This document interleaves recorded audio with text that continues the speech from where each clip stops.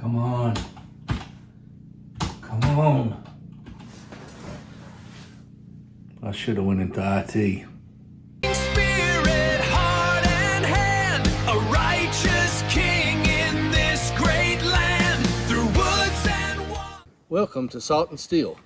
Today we're doing our first interview, and we're going to have interviews on the channel throughout the future, and one reason in particular is we're going to look at careers. So if you're a father of a young boy, you can be thinking about the career path that your son may need to go into. We often think of that verse in the Bible that states, train up a child in the way that he should go, and when he's old he will not depart from that. And we often think of that from a spiritual realm, but it also has to do with bending your children towards the direction that they should grow as adults, and that includes careers. If you're a young man watching the channel and you see this, these are possible careers that you can think about doing. So for our first interview, I have my son Wilson, and he works in IT, and we're going to interview him about that type of career. So the first question is, what do you do exactly? Yeah, so it is pretty hard to explain, or not hard to explain, but hard for people to grasp. But basically, I work at Liberty University in IT, and I manage all of the Apple machines, so like our iPhones, iPads, and Macs. There's 3 guys on my team. I mostly focus on managing all of the Macs in the computer lab environment. So, if you go into a lab and there's a couple of Macs there, 20 Macs there for you to use, I manage all of those. But I manage them from the perspective of software. So if a professor wants a piece of software on there, they go through and they submit it through all of IT, and it eventually gets to me. I'm the one who actually configures the software and then deploys it to the machine. I also do all of the security stuff. So if there's the security team finds a vulnerability or something like that, me and my team are responsible for pushing out the fix. Anything to do with the user interaction on the machine is me. Okay. So that's how that works. But as far as actually managing the hardware, that's a different team. But I just do everything from the software perspective of the user actually interacting with the machine. Okay. All right. So what's your favorite part of this job? My favorite part is that I get to learn all the time. It's not a repetitive job. I'm always learning about new stuff. One of my other favorite parts is that my boss Ryan, if you see this, shout out to you. He's very trusting of the whole team, and so we he does not micromanage us. We can manage ourselves and do what we need to do. So I get to experiment. I get to play around. If there's a cool idea I have, we could do this to make this system better, quicker, more automated. He's like, fine, let's look into it. I can research it, see if there's an alternative, or I've even built our own internal solutions that we use. A good example is every summer we have to wipe all of the machines and then put all the new software on there, all the new configurations, and that takes a lot of effort. And before, when we did that, before I came in the department, the team would set it up and configure it in a tool called Jamf, and then the machines would get wiped, they would turn them on, and then it could take anywhere from 4 hours to 24 hours for that machine to get all the software and the configurations after they first enroll it into the management. But I built a solution in our department called Zero Touch. That's what the industry calls it. Everybody kind of builds their own version of this, but I think we built the coolest solution. Built that. That literally took a year. From where it is now, it took about 2.5 years for me to completely build that solution. But now it shortened it down from a max of 24 to a max of about 4 hours. So our uptime on our machines dramatically went up. But that's my favorite part, is just being able to build our own solutions and do my own research. Yeah, that definitely would be a fun aspect. I too love to learn, so any job where I get to learn new things definitely would be a plus. And that's the other thing. They sent me on a business trip this past year, and I got to go out to Colorado to a convention where all the other guys in my career meet up and learn about new products, new tools, new ways to do things. So it's always learning. It's never repetitive. That's my favorite part about it. Okay. Well, what would be your least favorite? Least favorite part is I don't get to work with people. It's a work from home job, so I get to work people, but it's all remote. There's very little face-to-face interaction. That is definitely the worst part. I like certain parts of the working from home, but I do miss actually seeing my coworkers. Yeah. Yeah, having that face to face. Yeah. So for some people, that'd be a plus. Yeah, You don't have to interact with people one-on-one, doing everything remotely. But for other people, that would definitely be a negative. So I mean, if you're working on a team, I think there needs to be a little bit of face to face there. I think that is a big hindrance. One of the things in my department that I feel like is both pro and a con is everybody does their own thing, and so there's not very much interaction across. On certain projects there are, but even when there is that interaction across, it's, let's schedule a meeting to talk over Teams or something. right. Well, that segues pretty well to my next question. And actually, you've already started to answer it, I think. I was going to ask you, what would you change about your job? And that possibly sounds like one of the changes that you would make. Yeah, I mean, it is nice because half the guys in my department, they don't even live here in Virginia. That's where the university is, Liberty. So it is nice to allow the opportunity of other guys being able to move wherever they want to and keep working. But it is nice, like it would be nice if there was like this hybrid aspect to it. Right. But it is what it is. Yeah. Well, he's been giving you some of the details about his exact career in IT. But another question would be, what are some other jobs that are under the umbrella of IT? IT is one of the most broad fields you can think of. There's, like at Liberty alone, there are so many different departments, so many different things. IT has taken on this role of not actually being like most people hear IT, they think tech, computers. Like it's become more of like a business thing too. Like there's a lot of people who work in IT who don't actually know much about computers. They just are more of a business side of it. Okay. So like for instance, there could be someone who, like a good example is a department that acquires software, like purchases software. It doesn't require hardly much technological prowess, like hardware or software. But that's a lot of business. You send out a bid to a company, they come back with bid, you counter bid. But just acquiring the software itself, like that business process, is considered IT as well. So anyways, to say, IT is very broad. There's a bunch of different things you can do. But ultimately it comes down to hardware, software, and software can be broken down in multiple different ways. You could have app development, you could have networking. There's a lot of different ways that can go. Networking also includes hardware. That's but there's a lot of different fields. Security is a big one. So it really it depends. But IT is too broad of a term now. I've got you. So, Okay. Yeah, I'm probably showing some of my age.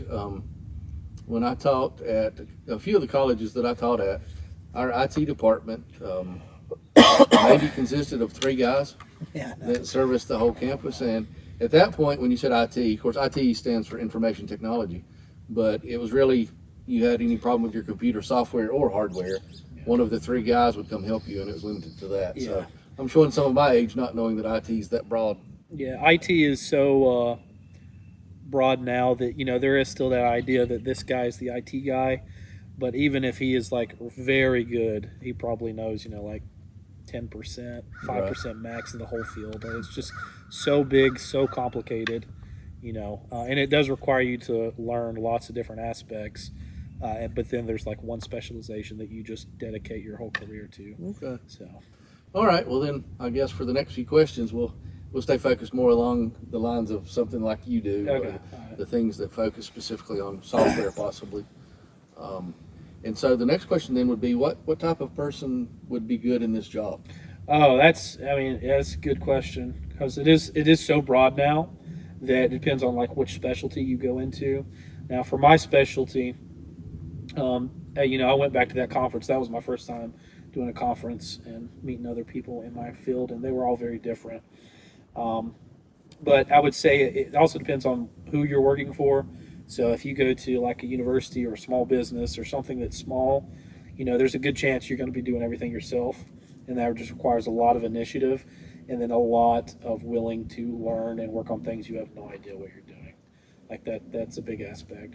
But then if you go to a place where there's lots of employees, they're just going to require you to be specialized. And ultimately, I would say it comes down to be willing to learn. Like like that is what IT. The field changes so fast, especially with AI coming on the scene. Like there's going to be the field changes month to month, now week to week with AI.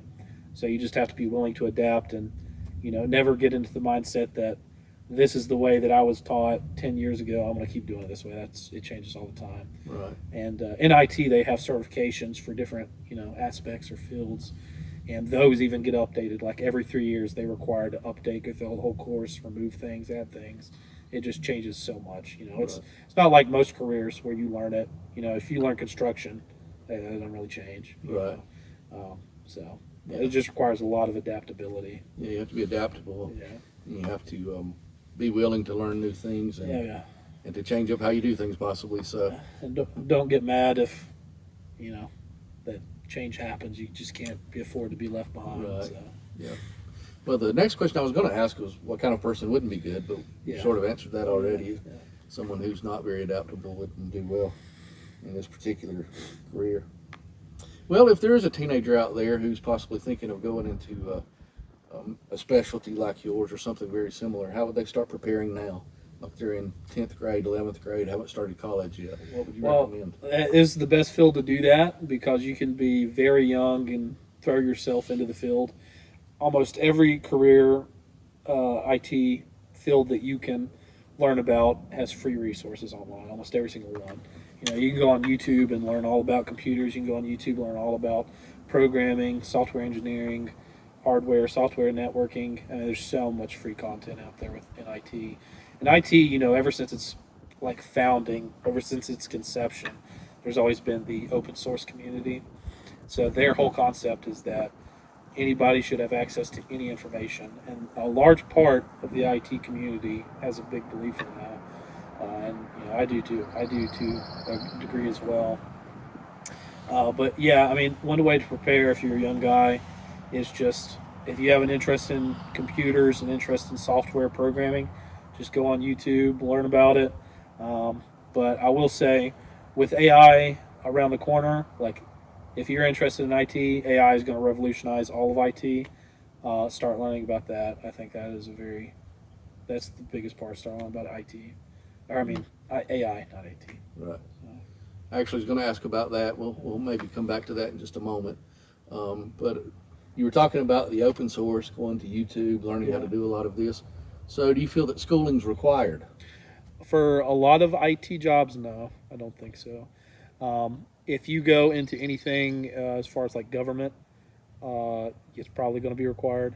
A lot of the security fields also do require some sort of, not necessarily a degree, but a certification.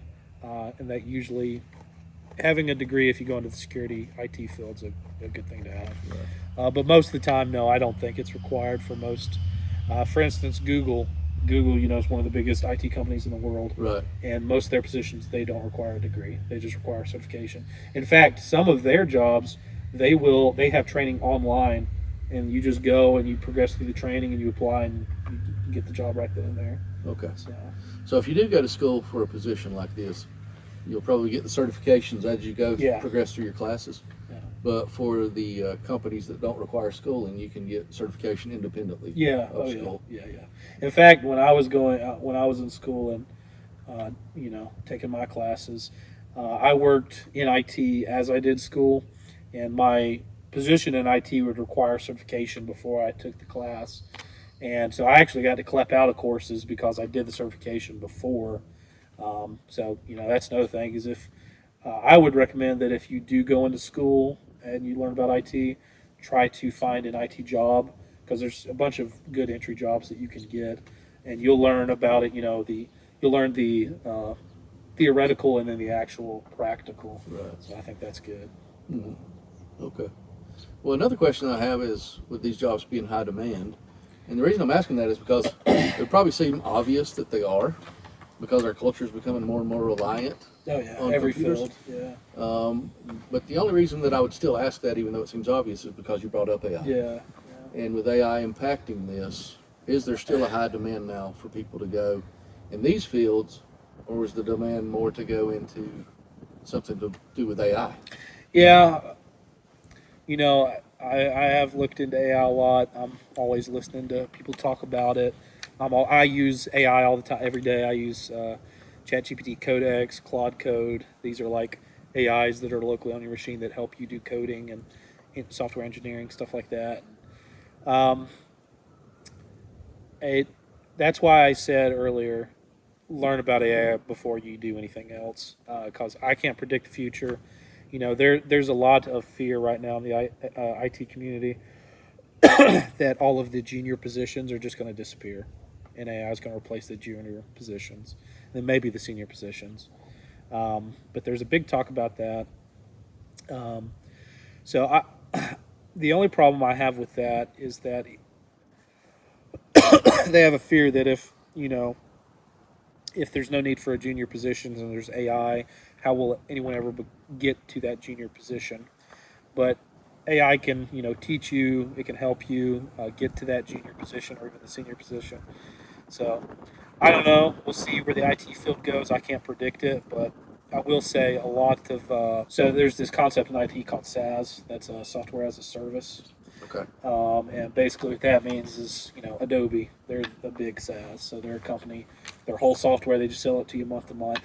A lot of companies like that are going to shrink dramatically or go away. Right. But the cool thing is that AI allows anyone to do almost anything as far as software goes. Like if there's a young guy who's wanting to get into building websites, you can start literally building a website today with AI, and it'll help you. It'll let you learn that, and then you could even, let's say you find a small business in your town, and they have a really outdated website. You could look at that. You could get a little draft built up in literally 2 hours, and you could send that guy and say, "Hey, here's a new one. I'll sell it to you for $50, $100. Boom, you made a little bit of money." So all these companies that charge hundreds or thousands of dollars to build a new website, those are definitely going to go away. But I will say the IT field is going to become more competitive because it's going to allow almost anyone to enter it. But even with AI, kind of hovering above us, we don't know where it's going to go with the IT field. Where it is right now, it may not be in the future, but where it is right now is it's not perfect. It makes mistakes.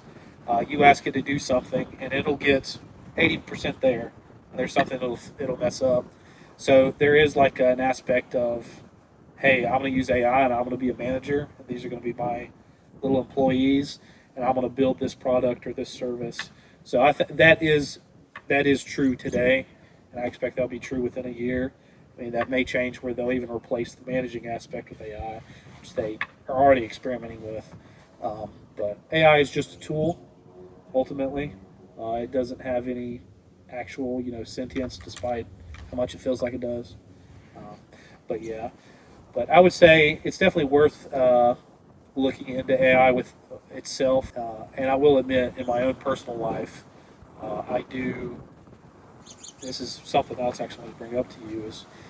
In IT specifically, a lot of guys who work in IT devote 99% of their time to that, whether they mean to or not. And what I mean by that is, they work all day, and then they get home, and then they program, and then they, for fun, they'll make a video game, or they'll, join a Discord community that's learning about OpenClaw, which is another AI product, or they'll join, even their social life is dedicated to IT. Like, joining a Discord server. And I don't think that's wise. I don't think it's wise to invest 99% of your time into IT.